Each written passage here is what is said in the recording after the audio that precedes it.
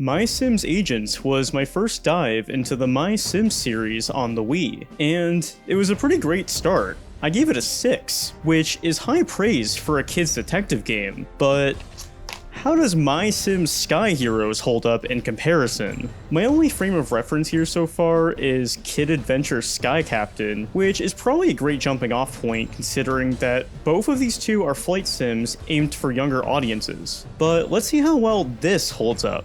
Before being allowed to start the proper game, it's first time to create a character. For a kid's game, it's quite robust. Besides being able to customize your character, you can also do the same with your plane. You can tweak the color, and even give it decals. I made mine all purple. That's my favorite color. Not sure if the purple stream layout, or the fact that my dragon is purple made that obvious. But yeah, I also left the default name here, so my plane is called Aircraft 1.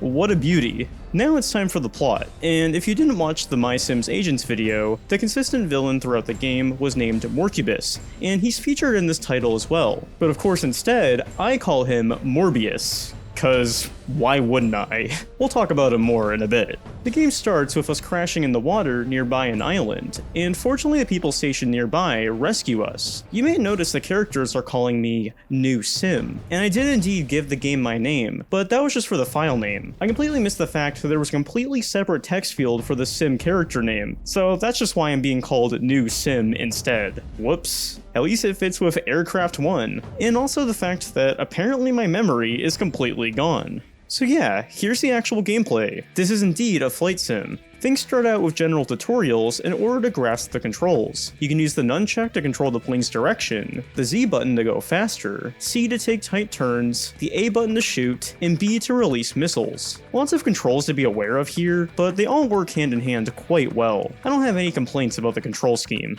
You can even use the D-pad to do stunts with the plane, or even do it via motion controls if you want. I just stuck to the actual inputs here. Off the bat, you get a couple of missiles to launch, but you can also collect special weapons, with there being a wide range of them, from simply super boost to more intense minefields and tornadoes. These weapons essentially function as power-ups, and you'll definitely want to take advantage of them later on. Before progressing any further, I figured out that you can change your sim's name, so I finally rectified that issue. Now it's time to get a taste of what the proper missions consist of. The main type of mission you'll get throughout the game goes as follows. You get a set timer that counts down, and before it runs out, you need to destroy as many enemies as possible.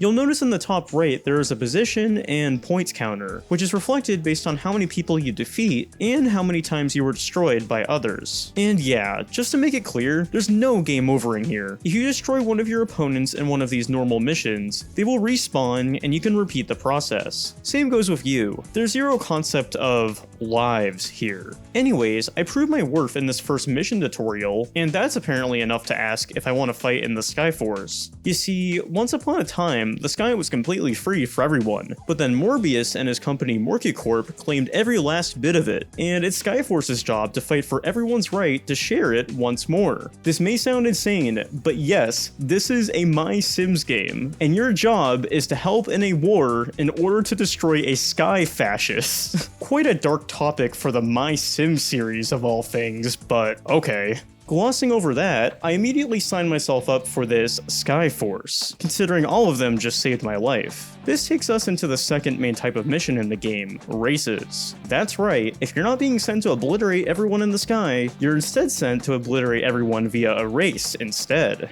There are a few laps at most, and consists of checkpoints you gotta hit every so often. Miss one of these and good luck. Fortunately, they are pretty big, so my troubles with these were quite minimal. After the race, the head justice introduces me to his buddy, Barney Call, a recurring character in the MySims franchise. And that's something I probably should have mentioned earlier. There are a lot of characters in here that are from more than just this game. It's not just Morbius. Derek here next to Justice? Yeah, I dealt with him a lot in MySims Agents. Anyways, I talked to Call and his daughter Myra, and then we are led to a mission where we destroy an orbital strike satellite dish. What a mouthful that phrase is. This is essentially the third and final type of mission you'll see throughout. I'll dub them boss levels, for lack of a better term. Basically, instead of defeating enemies, you'll also need to spend time destroying machinery as well, this time being these inner generators. I got quite stuck here for for a bit, but that's not the game's fault. I admittedly wasn't having the best of days in general. I actually took a brief hiatus in my overarching Wii challenge and came back a few months later, and oops, I lost all my progress. I'm pretty sure it's because since my last playthrough, I had swapped my setup to a second Wii I had laying around. Really frustrating, but I only played for an hour previously. So I decided to just start back from the very beginning. So let's just fast forward to where I left off. This time I was able to successfully take down the generators, and this allows me to talk about a couple of things I haven't yet.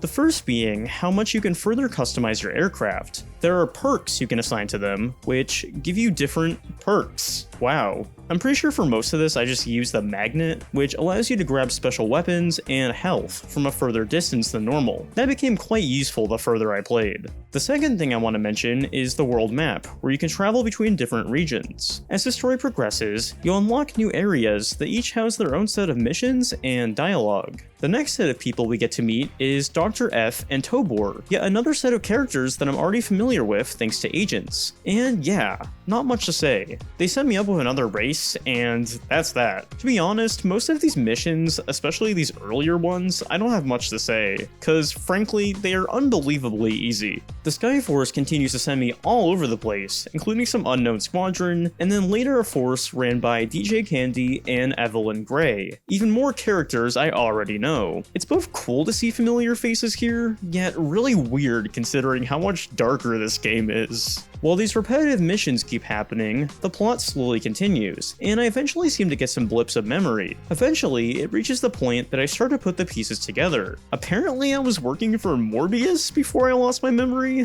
What a twist. Already putting in work for the Sky Force, the Justice gives me a choice in regards to what side I want to take. And as you may assume, I continue to keep fighting for the Force, of course. Who cares about what I did before that crash? With the Force knowing my past now, they want me to work from the inside and convince some of Morbius's clients to stop working with him. I later on come across the Spectre Squadron that houses even more recurring characters: Raven, Zombie Carl, and Goth Boy.